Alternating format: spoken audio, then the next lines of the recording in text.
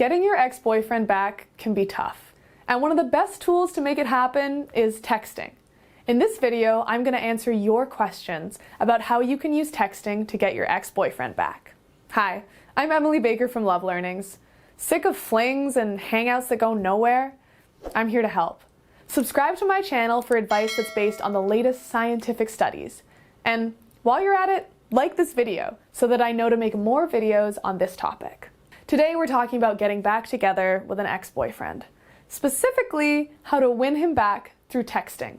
I'll be answering questions from comments right here on YouTube. If I don't cover your specific situation, please leave it in the comments below and I'll give you my 2 cents. So, let's get into this with number 1.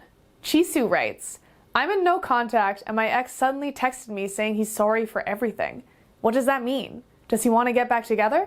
This is actually a question I get a lot, and I do think that it's a good sign, but it doesn't necessarily mean that he wants to get back together. I think that in this case, it's up to you if you want to reply, because it will break no contact. And one of the benefits of keeping no contact is that it gives you your separate space to process the breakup.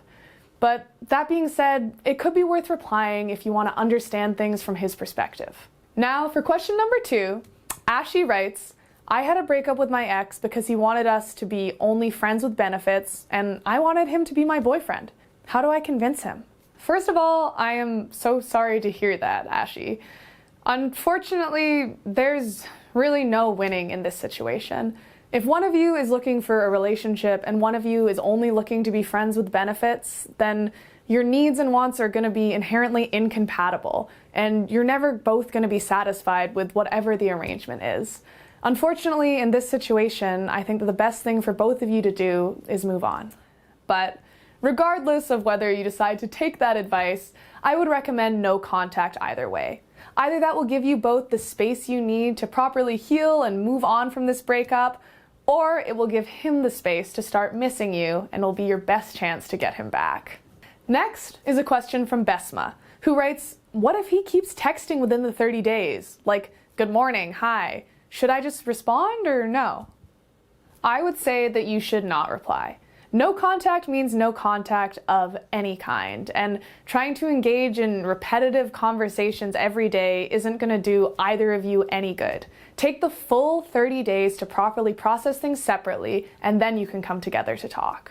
An exception to this rule is if they're texting about logistical things, like maybe they need to get in touch about paying bills or shared finances or just picking up their stuff. Those are texts that are fair and reasonable to respond to even within the no contact time frame. On to question number 4. Esso writes, what does it mean if he keeps saying, I'm not mad at you because after all, we're like brother and sister? When I know that we were never like brother and sister. Keep in mind that I broke up with him. This is a hard one to take. In this situation, I would definitely recommend keeping no contact. It sounds like he's just trying to get under your skin and say some things that he knows will elicit a reaction from you, seeing as you're the one that broke up with him. He could also be trying to instill some guilt that you don't deserve by saying that he's not mad at you. I would recommend not replying. Now, another question. This one's from Sakshi. What if my ex got to know about the 30 days no contact strategy that I am applying to him? Well, this certainly does put a wrench in the no contact plan. The whole point of going 30 days without contact is to make him worry about losing you and think about how much he really wants to get you back. If he knows that this is just a strategy you're employing to get his attention, it may lose all of its effectiveness. That being said, I still do think that taking space is valuable no matter what, so you can both process things. But I would recommend upping the time frame in this situation from 30 days to 60 days. Give him another month to really think about what he's missing. Here's a question from Pranima, who writes, I tried all things. He's still in my contacts, but he doesn't message or call me. A lot of people hope that after no contact, their ex will come crawling back, blowing up their phone, but a lot of the time it doesn't work that way. Consider reaching out yourself. Often starting with a few text messages is a good way to warm up into it after the 30 days, and from there try to arrange an in-person meeting. That being said, if he's still not receptive to these messages and seems like he doesn't want to meet in person, consider that it might be time to move on. Well, that just about does it for today's video. I hope I answered some of your questions.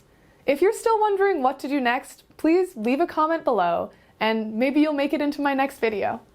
Thanks for watching all the way to the end. Don't forget to subscribe and like this video, and I'll see you all next time.